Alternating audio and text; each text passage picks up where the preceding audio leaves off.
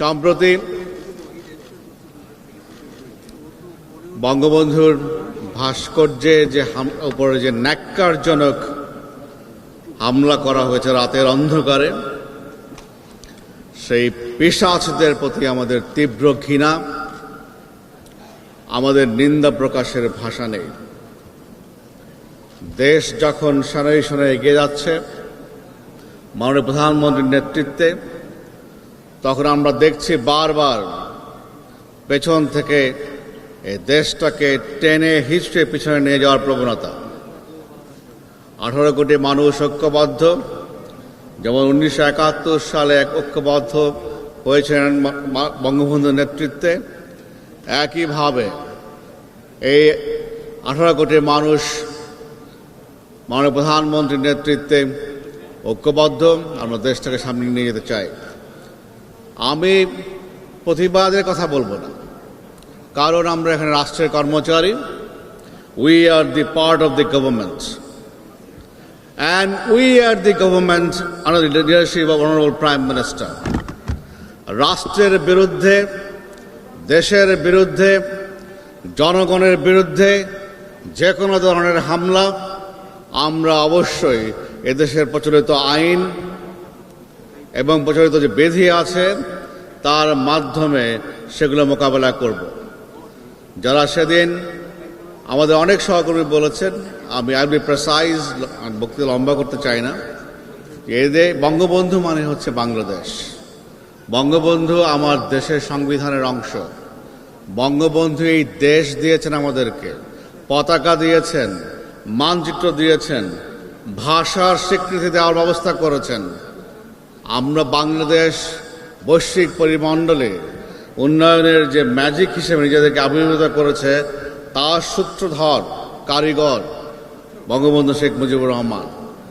তার উপরে হামলা, সংবিধানের উপরে হামলা, রাষ্ট্রের উপরে হামলা, এদেশের জনগণের উপরে হামলা, এবং রাষ্ট্র অবশ্যই তার যে বিধিবিধান আছে, প্রচলিত আইন আছে, তার মাধ্যমে সেগুলোকে কঠোর হস্তে মোকাবেলা করবে।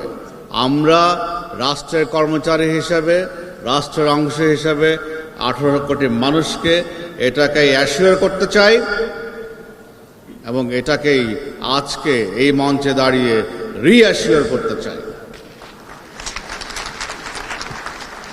আমার দেশের স্বাধীনতা, আমার দেশের সংবিধান, আমার রাষ্ট্র, আমার রাষ্ট্রের জনক, nobody can touch them, nobody can touch them. আমরা 18 কোটি মানুষ এবং রাষ্ট্র সেটাকে মোকাবেলা করব। বলে রাখতে চাই, আমি আগেও বলেছি, রাষ্ট্র মহাপরাক্রমশালী। রাষ্ট্রের বিরুদ্ধাচরণ করার দুঃসাহস দেখাবেন না। রাষ্ট্রের বিরুদ্ধাচরণ মানে হচ্ছে 18 কোটি মানুষের বিরুদ্ধাচরণ। রাষ্ট্রের বিরুদ্ধাচরণ সংবিধানের বিরুদ্ধাচরণ। রাষ্ট্রের বিরুদ্ধাচরণ মানে হচ্ছে 1971 সালে বঙ্গবন্ধু নেতৃত্বে যে 30 লক্ষ শাহাদত বরণ করেছেন তাদের বিরুদ্ধাচরণ। এটি এই জাতি, এই রাষ্ট্র, এদেশ বরদাস্ত করবে না। আজকে আমরা দেখি অনেকে উল্লঙ্ঘন করেন, মাসল ফ্লেক্সিং করেন, রাষ্ট্রের সঙ্গে muscle flexing. Go back, sit back and try to realize what you're doing. ঠিক আছে, আমার দেশ এই মহান স্বাধীনতা সংগ্রামের মাধ্যমে অর্জিত দেশ, গণতান্ত্রিক দেশ, অসাম্প্রদায়িক দেশ। আমরা যে মূল্যবোধের ওপর দাঁড়িয়ে, মূল মন্ত্রের উপর দাঁড়িয়ে আমাদের উত্তরসূরিরা, আমাদের পূর্বসূরিরা দেশ আমাদের জন্য উপহার দিয়ে গেছেন মাননীয় প্রধানমন্ত্রীর বঙ্গবন্ধু নেতৃত্বে যে দেশ উপহার দিয়ে গেছেন, আমরা সেই মূল মন্ত্র, মূল নীতিকে সংরক্ষণের জন্য বদ্ধপরিকর। একই সঙ্গে আমরা জানি আমাদের এই একটা মাদ্রাসা শিক্ষা ব্যবস্থা নিয়ে কথা বলেছেন অনেকে। আমাদের বোধহয় দিতে হবে ইনক্লুশনের জন্য, অল ইনক্লুসিভ একটা শিক্ষা ব্যবস্থা দরকার আমাদের। আমাদের ইউটিউব, এক সময় এক শ্রেণীর হুজুররা বলতেন যে ছবি তোলা হারাম, টিভি দেখা হারাম। এখন ছবি দেখতেছে অনেক তুলছেন, আবার দেখছি যে টিভির মতোই তারা ইউটিউবে কিছু হওয়ার আগেই মিথ্যা তথ্য দিচ্ছেন, অসত্য কথা বলতেছেন। তো কখন কোনটা হারাম আর কখন কোনটা হালাল, এক শ্রেণীর লোকের কথাটা তো আমরা কিছু বুঝতে পারি না। কিন্তু অনেকে দেখি রাজনৈতিক স্পেসে জায়গা নিতে চান, দেশটাকে উদ্দেশ্য প্রণোদিতভাবে মৌলবাদী চরিত্র দিতে চান। কেন? আপনারা এই যে এক শ্রেণীর যারা এই কাজটি করছেন, কোন উদ্দেশ্যে করছেন?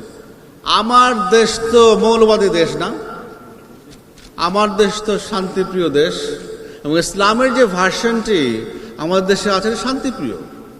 তাহলে আপনারা এই এক শ্রেণীর লোকজন কার ইশারায়, কোন ইঙ্গিতে, কার লক্ষ্য, কোন এজেন্ডা বাস্তবায়নের জন্য আপনারা আমার দেশটাকে মৌলবাদী চরিত্রের তকমা আটানোর চেষ্টা করছেন? কিছু একটা হলেই ঢাকা শহরে জঙ্গি মিছিল। পুজোতে তো আমরা ইন্দোনেশিয়া দেখি না মিছিল করার জন্য, মালয়েশিয়া যে মুসলিম কান্ট্রি সেখানে দেখি না মিছিল করার জন্য, Jordan is a Muslim country সেখানে দেখি না জঙ্গি মিছিল করার জন্য, সৌদি আরব তো আমাদের মক্কা, পবিত্র মক্কা মদিনা আছে, ওখানে তো কাউকে দেখি না জঙ্গি মিছিল করার জন্য, দুবাইয়ে দেখি না, কাতারে দেখি না, মিডল ইস্টে কোনো কান্ট্রিজ দেখি না। তাহলে কথায় কথায় আমাদের এখানে জঙ্গি মিছিল কেন? দেশটাকে জঙ্গি চরিত্র দিচ্ছেন কেন? কার আপনারা উদ্দেশ্য হাসিল করতে চান?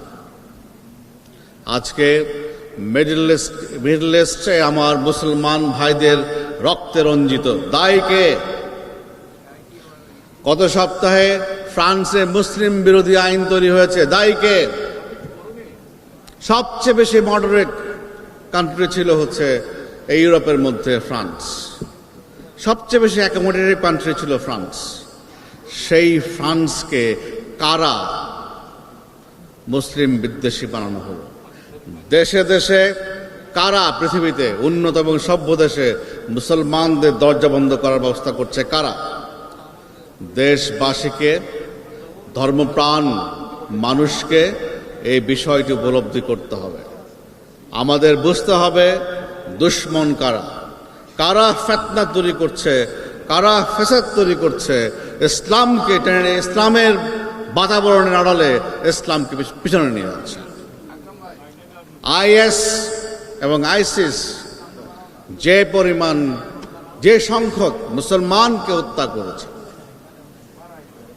মিডল ইস্টে গত 10-15 বছরে অন্য কোনো দেশের হাতে, অন্য কোনো বাহিনীর হাতে সেই পরিমাণ মুসলমান নিহত হয় নাই। একজন মুসলমান নিজে মুসলমান হয়ে আরেকজন নিরপরাধ মানুষকে কিভাবে খুন করতে পারে? এটা কোন ইসলামের বাতাবরণ? আমাদেরকে এ সমস্ত বিষয়ে ভেবে দেখার বিষয় আছে।